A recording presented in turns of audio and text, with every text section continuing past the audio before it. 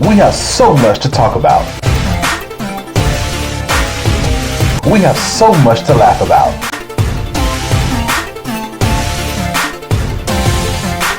All here on Finkley.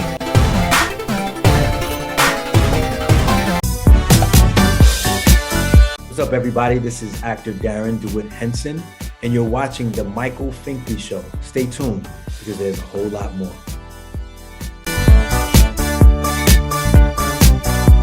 On an all-new Michael Finkley, Anthony Walker is with us as he talks about his time being incarcerated, and he talks about his brand new book, Withheld Ambition. Next Finkley.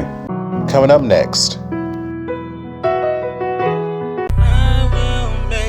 If I can make it through the night, just to see a brighter side, 'cause I've been working all my life just to make it.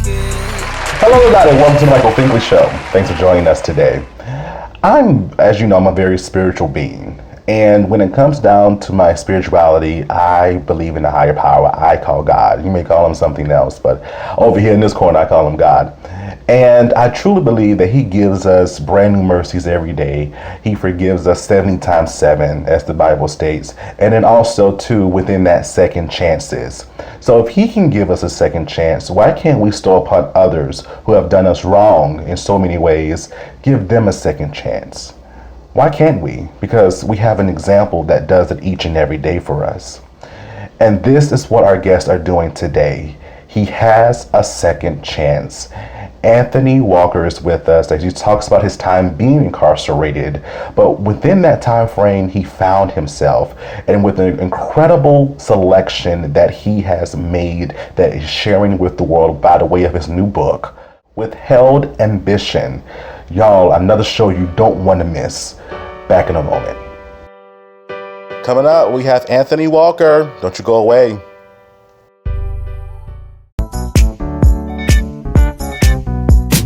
Hi, this is Grammy-nominated Lavelle Crawford. You know me.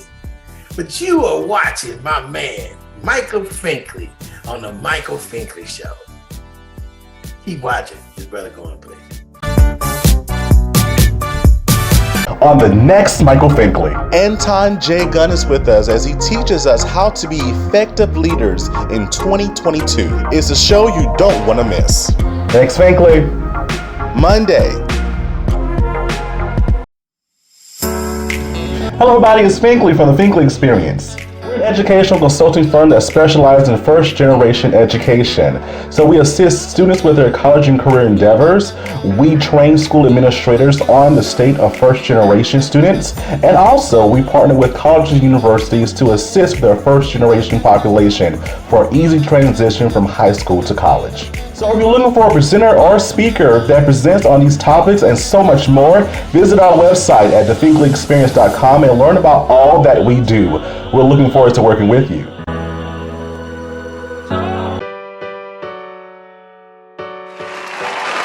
Welcome back to the Michael Finkley Show. Now, my next guest, he is the author of Withheld Ambition, and he has a story to tell in his words.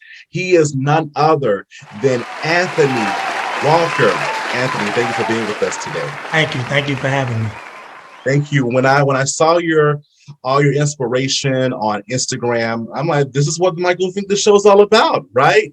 For persons to come on and share their stories and hopefully inspire someone watching, but also inspire themselves as well. So that's what you're doing with the world today. Thank you so much again for your willingness to tell your story. So let's back up, right? Let's talk about childhood, right?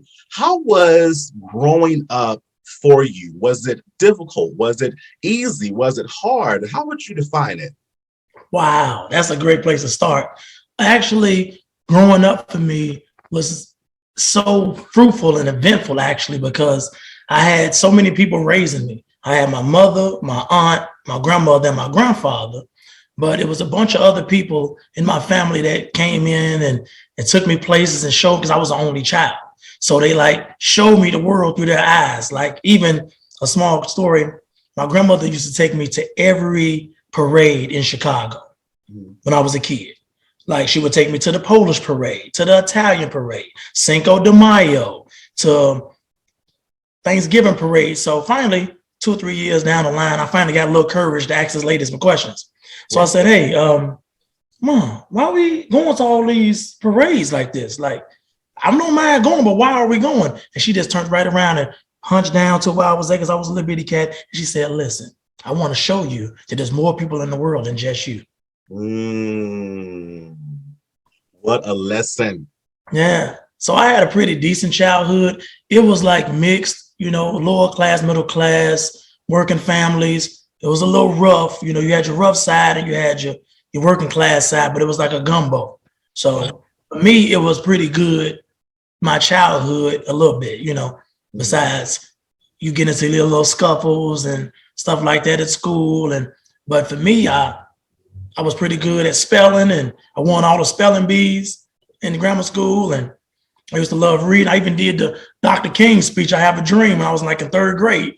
I'm marching down the aisle to the podium with my little gray suit on, you know. It was a sight, but I had a pretty fair childhood. Okay. And as you began to get older, right, some things happened. You're in your teenage years. We started hanging around some different cats, right? That were not doing so well. They were not doing things they were not supposed to be doing. Talk about those events that led to your incarceration. When you grow up in impoverished and what they call marginalized communities, as we all do in African American communities and some Latino communities as well, we have, like I said before, it's a gumbo, it's a melting pot of different people. You have the reverend, you have the deacon, you have the working class mother, the person that's a cashier, then you have a pimp, then you have a prostitute, you have a drug dealer, you have a gang member. Everybody is right there that grew up together. So you don't even pay attention that they're actually there. So when you communicate with them, you might know they're doing bad. Oh, but that's Steve, or that's Ron. You know, you look at, oh, that's Lil Ron, but he's not Lil Ron anymore. So you get yourself caught into the mix so quickly that you don't even think it's going on. For me, I assumed I needed that camaraderie and that brotherhood because I was the only child. Mm-hmm. So I fed myself the dream that I needed another connection, deeper connections with other people outside of my home. Right. I kind of seeked it. In my being my father, I never really actually knew him like that. So I was missing that component. And I wanted to just know more about what it felt like to have a brother or even a sister. I wanted to have that friendship, and I seeked it in the street and found myself in the gang at 12 years old and participating in, you know, little activities at the time. You know, you running around, you know, you standing on corners, just being mostly a hoodlum, not necessarily committing actual crimes, you know. Mm-hmm. Wow. And yeah. That was the beginning. Wow. And define that ending that took you to where you were for many years. Yeah. Well, when I turned 19, by the time I was 19 years old, I was already selling narcotics.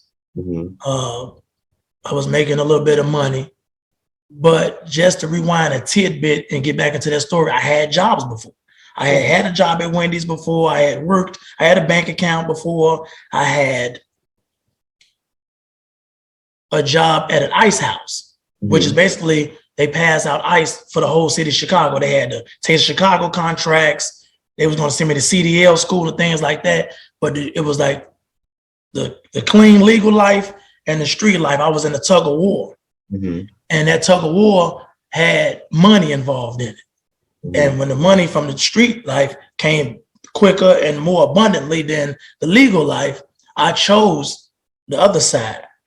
And in choosing that, I was selling narcotics daily. And me and a couple of, another group of individuals, we got into an argument basically over who was selling in a borderline. It's a turf line. So when these guys were selling drugs a little bit past the borderline, I went to speak with them. Mm-hmm. When I went to speak with them, it wasn't a nice exchange. Right. It was me and them, and it wasn't a nice exchange. And guns were drawn, and guns were shot. and a man lost his life as a result of me firing a weapon. Wow. So you fired the weapon. Oh, it was weapons being fired back and forth, but I fired my weapon first out of fear before they even fired. But the man lost his life that day, and I lost mine. And so, what did they get you on besides, of course, with the weapon and the taking of the life, right? Well, they got me for murder. They got me for intent to kill. They got me with a drug case, a possession, and another UUW, which is an unlawful use of weapon. These were prior open cases I already had before catching the murder case. Okay. And in 1996, June 25th, 1996, I never came home again. Wow, at 19 years old. At 19. Wow, what was going through your mind at the time? Well, when I initially got arrested, you have this illusion in your mind where you think you're somewhat invincible somehow. So you tell yourself, oh, I'm gonna be out. I'm gonna get out of this. This is something, but I'm gonna be out, you know? And I sat there for 2 years before I got found guilty of this case. And from 96 to 98. And when I got found guilty in March of 98, I was sentenced for that particular case, 55 years in the Illinois Department of Corrections. 55 years. At only 21. I was sentenced to 55 years. And shortly after, in December, that's when my mother passed. So my mother passed maybe like 8 months or 9 months after I was sentenced. So I carried the hurt for years thinking that I did this to her. That I may have broken her heart so much that she passed away at 37 as a result of me, her only child, being incarcerated for 55 years. So I think when she passed, that was the door opener. That was what opened my mind up to understand how serious every choice I made affected other people. Yeah. Well, and in that time span, so sorry to hear about your mother as well. And in that time span of prison, right, as an incarcerated individual, what type of, I guess, self-taught lessons, or what did you learn about yourself during this time that you were? Okay. I'm going to give you something that I never really told nobody outside, like my wife, right? These are actual tools I think people should use for themselves. I came to the Illinois Department of Correction, which is the big house. I went from the county jail, the jailhouse, to the big prison. Now I'm in a maximum security prison with people that have natural life, people that are never going home again, and stuff like that. And I'm 157-pound, 23-year-old, right? So I come in the big house, and it's like a kennel. You see these floors stacked up, and I see all these guys, and they screaming and hollering. And I get in the cell, and I'm sitting in there. I meet this guy, and we talking for a while. They tell me he had been locked up since 1987. At that time, it was 2000. It was the year 2000. So I was like, 1987. Wow. So we sitting and talking and stuff like that. So I began to pay attention to my surroundings months going in, maybe 6 or 7 months coming in. I'm paying attention to the older guys, the guys who been doing a lot of time already. So I'm thinking, if I have to do a lot of time, I need to understand how they did the time or how they're doing the time. So I try to hang around these guys, ask them questions, and find out what was going on. But I saw a lot of bitterness. I saw a lot of anger. I saw a lot of men who had allowed their situation to misplace their cognizance to reality. So in noticing that, I said, wow, I can't become this. I say, so I got to go back and find out how I got here. So what I did was I sat down, I took a piece of paper, and I wrote down all of my used to be dreams when I was a kid, who I wanted to be before I got in the street. how mannerable I was. I would go in people's houses and wouldn't even sit down until they asked me, why are you standing up? Well, I've taught manners, so I don't want to come to your house and sit down. Like, I had to retrain myself. I had to reinvent who was already inside of my core. So I sat year for year on my birthday. My birthday is April 26th. So from the 19th to the 26th, I evaluate every argument I may have had, anytime I may have spoken out of turn, anytime I may have taken something too far verbally or mentally. And I say, the only way I'm gonna graduate to that next age, only way I'm gonna turn 25, 26, 27, 28 is if I've wiped the slate clean from that last year. Did I actually graduate? Because you can be 29 and you can be 17. Whoa. So if you're not, and then the thing about men is that men are taught to do something. Think about it. You're taught to mow the lawn, protect the home. You do the hard work. You clean up. You clean the toilet. You take the trash out. You pay the bills, right? You take the car to get it fixed. All of those things are due. Right. They never tell us how a man is supposed to be. So when you're sitting in a cell and you're incarcerated for so many years, you can't do those things to graduate to supposed manhood. So you have to find another route. How do I become a man in a place where they don't expect me to become a man? And that's through self-understanding, self-discipline, and just listening and learning from others, because you can't crack your head and learn everything. You have to learn from other people. So I picked up that word amongst other books. Jan Van Zant was one of my go-to books. I recommend that book. One day my soul just opened up, a 40-day journey. I read the book over 10 times. It's an awesome book.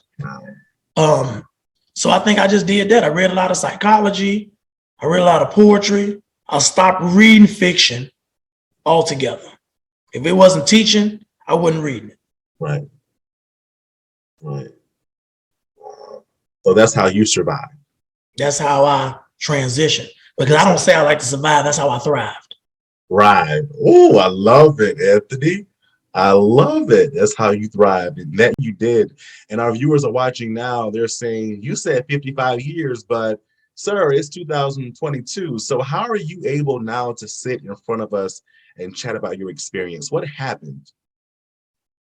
Well, what happened is I experienced what I call, people like to say, oh, I had an epiphany, or I had a calling.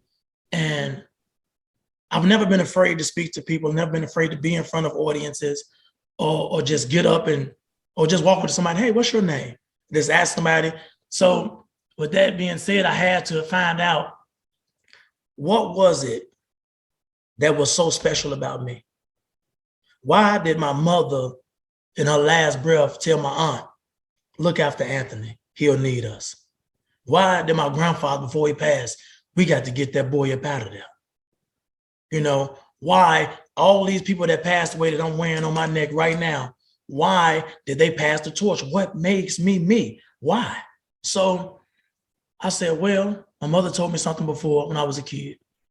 She said, you're a very charismatic person. No matter what age group somebody is, no matter what race they are, you are a natural magnet. That would be your gift and that would be your curse. You have to find out how to use it as a gift. Now, going into the prison system, evidently I used that magnet for a curse, because that's how I got there. So I had to rechange that and turn it to a gift. So I looked at all those passings and I said, I have to be another calling for me. It have to be something better for me to do. And I started writing as a sense of therapy. It was me just writing down my thoughts to get them out of my mind so I can go back and look at them. Even in the book, you'll see they're not really titles, they're dates. Because I can go and look at that date and I can tell you what cell I was in, who my cellmate was, what prison I was in. I want to remember that date, because that date I had that feeling or that thought. So it changed for me. I would say probably 2001 was when everything changed.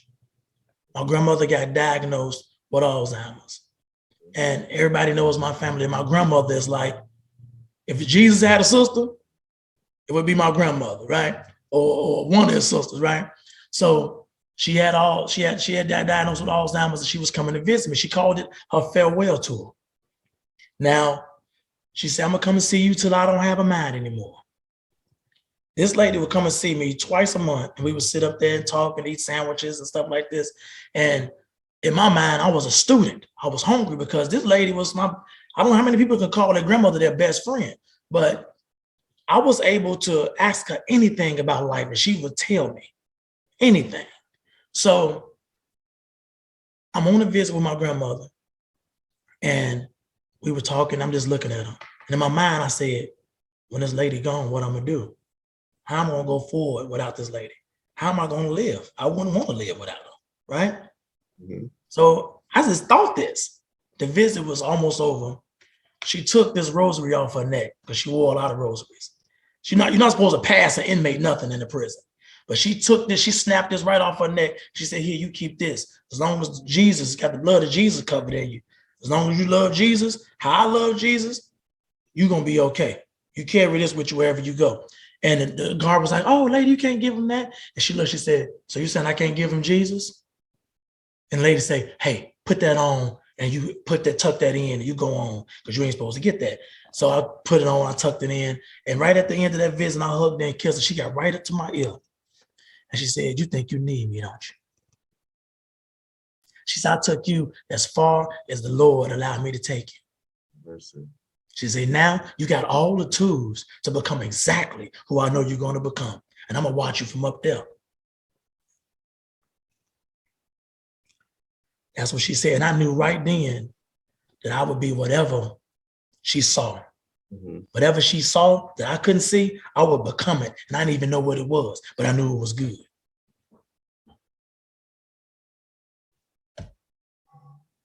Yeah, mercy. Now that's, wow. That's a memory. And that will be forever. Yes. Forever in a day. Wow. So with that motivation and that encouragement, you continued on to find what did you find as you searched through the legal documents and the legal studies that you did while you were in prison to kind of shorten your sentence to get you where you are today? Well, I had the 55-year sentence, and I was, like I told you before, I had a drug possession and another charge. So that gave me 4 years and another year, which made my entire sentence total 60 years. So they wanted me to do 30 straight years, right, which is basically from 1996 to 2026. Once again, there she go on a visit. The queen herself, my grandmother, she said, listen, if you want to do all that time, you're going to do it. But God told me that you need to go to the law library and figure this thing out. And I would go to every law library, every facility. I even got kicked out of a facility because I told a woman that worked in the law library, a civilian, she was running the law library. She said, you come up here every week, time and time again, and you asking the same questions about a case that you can't win. And I said, why do you work here? I said, this is a law library. Any library, whether it's a regular library or a law library, it's meant for hope. People go in books looking for things that they never knew existed. Mm-hmm. That's what books are. Books are hope. So you shouldn't work here if you're not into peddling hope.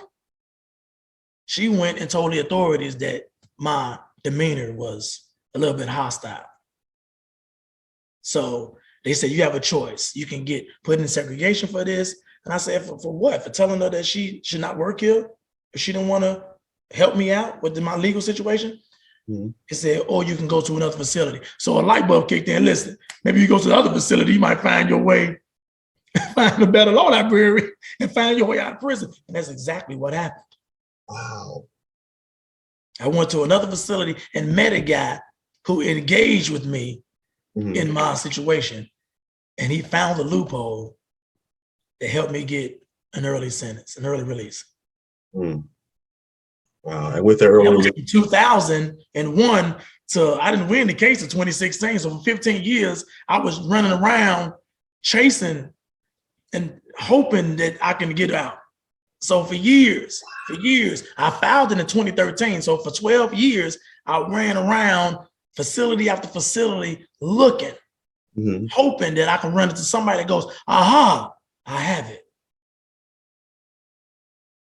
All I had was hope. And what I call hope is having optimism promotes elevation. That's what hope is. As long as you got a little bit of optimism, it'll promote elevation. You just got to keep on hoping. And I did. And look where you are. Yes. Look where you are. And you waited so long. When was your release date? My release date was March 30th, 2021. Okay. So you're almost coming up on a year. Almost coming up on a year. I love it. I love it, sir. And not only did you do your time, but you did it in a very inspirational way. And this is why we get to talk about your awesome publication as well. Yes. We're going to do it when we come back. So y'all, don't you go away. Next, we chat about Withheld Ambition. Don't you go away. Back in a moment. What's going on, you guys? You're watching the Michael Finkley Show. This is Brian Heath, educator, author, motivational speaker, and stage killer. Thank you for tuning in. Make sure you stay tuned in. And the survey says,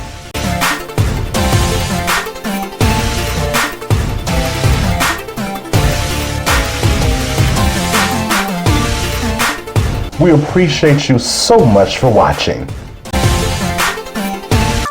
Colors. What the? Oh God. This one. Yeah, right, Marine. So I guess we don't stand for colors, huh? I'm sorry. I was starving. What was you eating on anyway? Let me put you on. This that Lucy's hoopie pie. Okay. Hey, but before you go, Marine, what can I get me one of those? Oh, at all the Super Target locations, Sergeant. Okay. And where can you get your chart sheet at in the morning? On your desk. As long as we track it.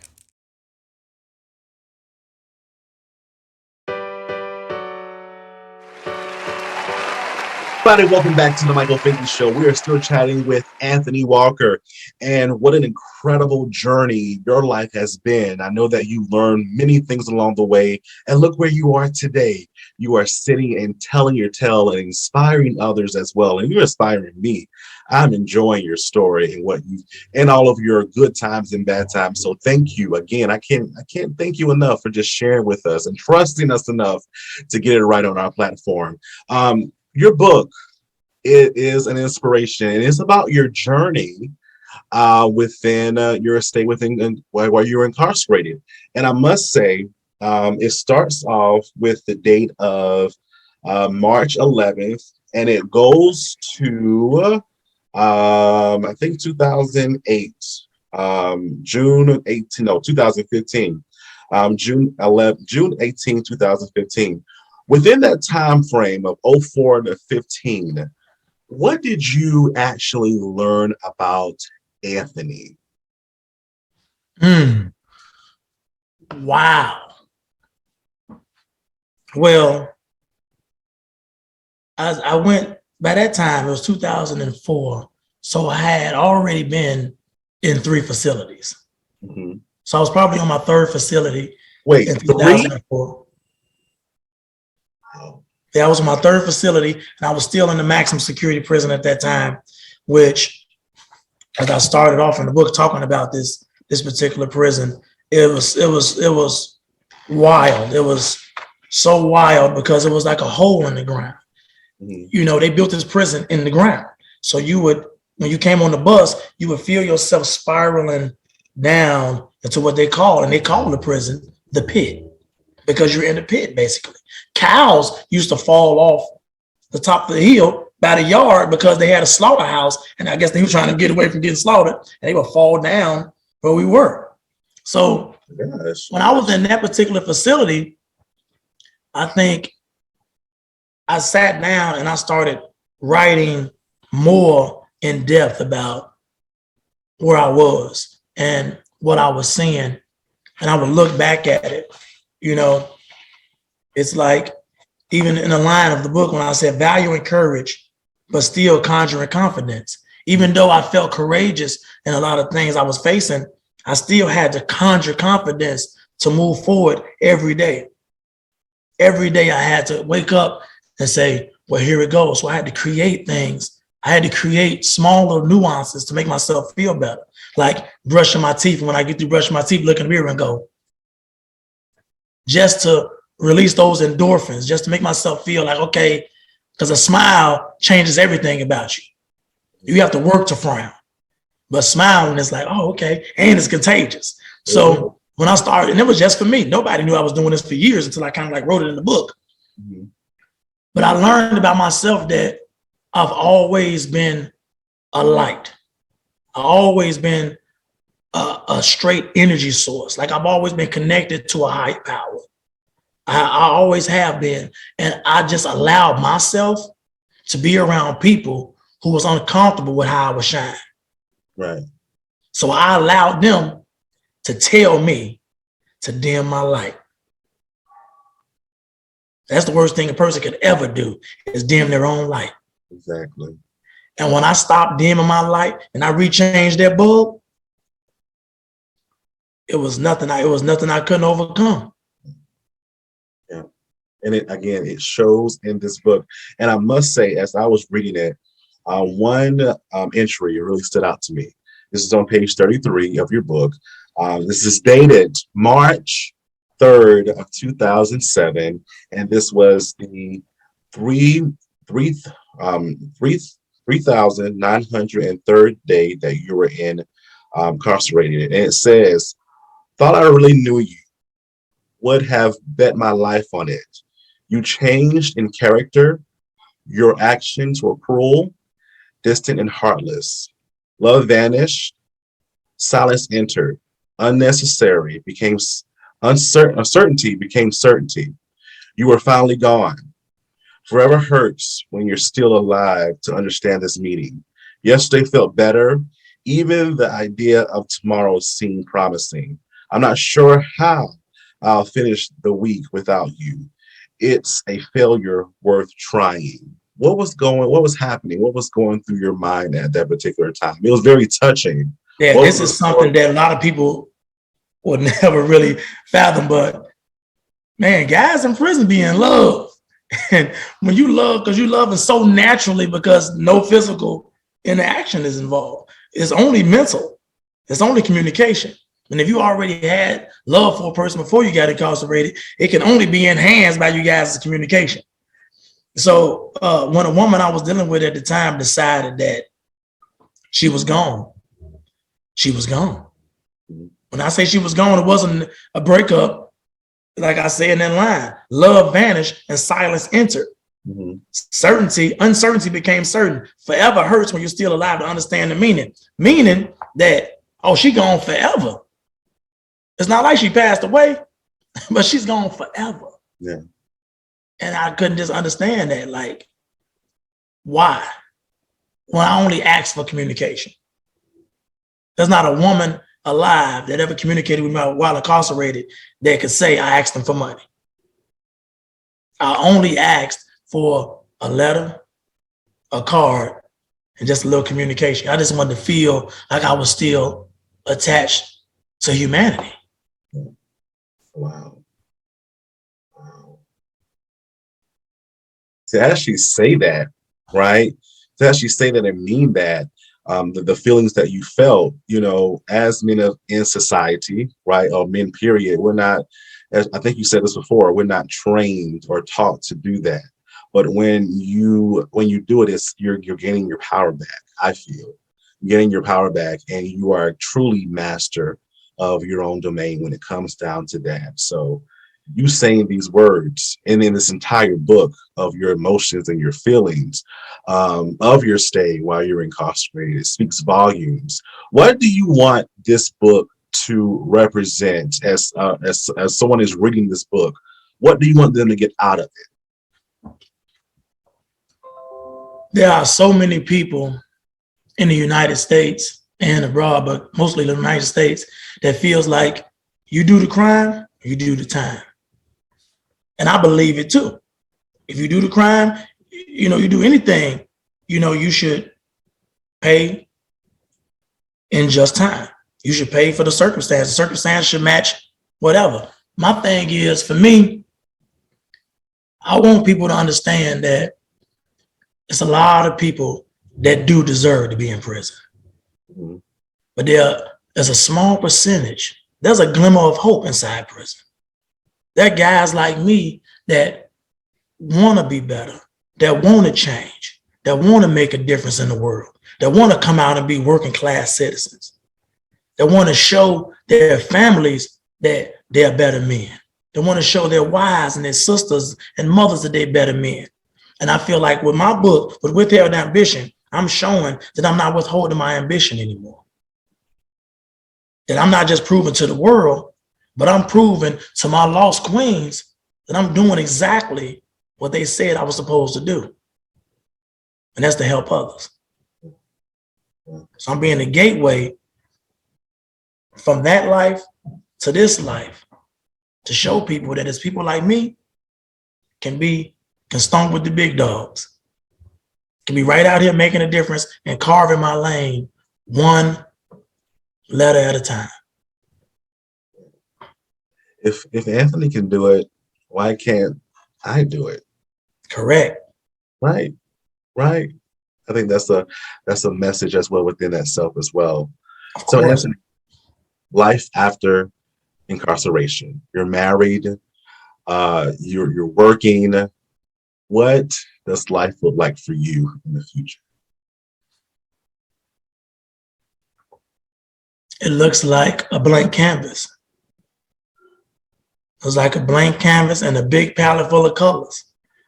I can paint whatever picture I want to paint. I feel like for me, moving forward, it's actually, if it's positive and I can help people, I'm willing to be a part of it. So right now, like I said before, I got a clothing line I'm finna drop pretty soon. Start with hoodies, maybe some knitted hats, some baseball caps, then, move into unisex with women's attire as well, but not necessarily streetwear, an actual brand. Mm-hmm. I want to create a viable brand. I'm writing another book. It's going to go from my last days in prison, mm-hmm. complete with a journal I wrote in my last 30 days of prison, and how I'm feeling about being out here now. It's basically like not really necessarily a part two, but like a virtual diary, a visual diary, if you will.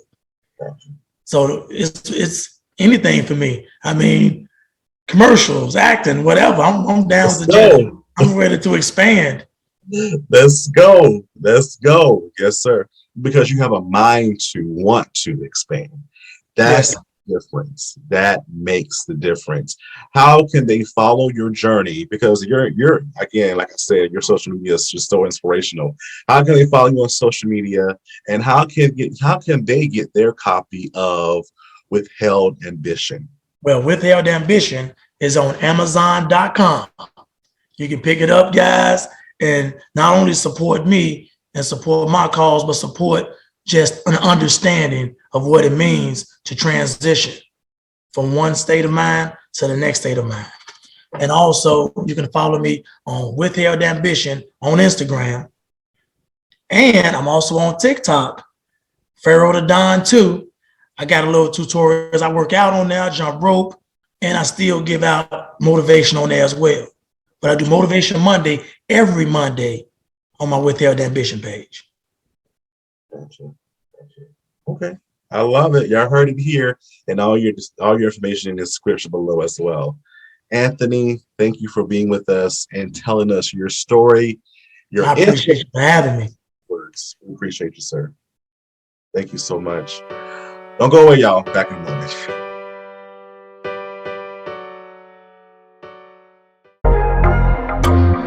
Hello, I'm Winifred A. Winston, founder and executive director of Dyslexia Advocation and the host of the Black and Dyslexic podcast, and you're watching The Michael Finkley Show.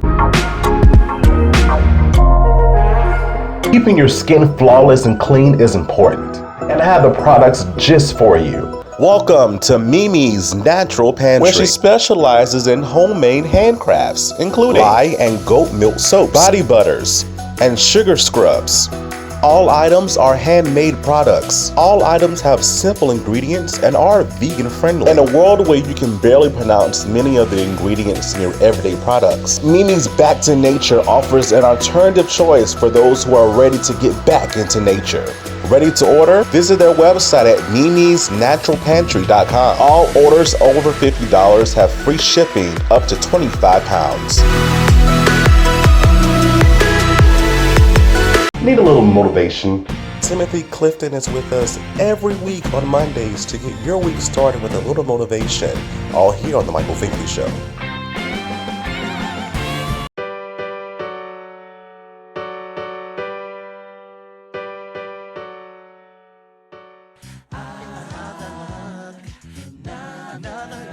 Hey everyone, here's the Inspire Me moment in 60 seconds. Today's thought is, the way I see it, if you want the rainbow, you gotta put up with the rain. Come on somebody, ain't that the truth? Let me say this again for the people in the back. There is no testimony without a test. To get you that sweet spot in life, it will require some sacrifice, a little bit of heartache, and don't forget about some struggle, and throw in a dose of disappointment. Yet, somewhere over the rainbow, there's joy over there, happiness over there, accomplishment and redemption. Get ready, it's coming. Hey, that's all I got for you today. Remember to do all the things on social media that God makes today absolutely amazing. As always, thank you for doing all the social media things such as like, comment, follow, subscribe, and share this message on all your media platforms. Even more, hit the bell notification so you never miss a video or an upload. I put my trust in you. Hey, what's up, everybody? It's Sunday Best Season 5 winner Joshua Rock is here, and you are tuned into the one and only Michael Finkley Show. We still School districts, organizations, nonprofits, are you in search of a new promotional products company? Seegers Promotional Products is a Black-owned national company with over 780,000 products to choose from. Compared to other promotional products companies, they have the lowest prices in the industry. From pens, bags, shirts, they got you covered. They always remember that you are the customer and you come first. They always promise fast production and also fast delivery. With Seegers Promotional Products Company, you truly have the best. Check out their website at seegerspromotions.com and also on Facebook and LinkedIn. And tell them Finkley sent you. On the next Michael Finkley, Anton J. Gunn is with us as he teaches us how to be effective leaders in 2022. It's a show you don't want to miss. Thanks, Finkley. Monday.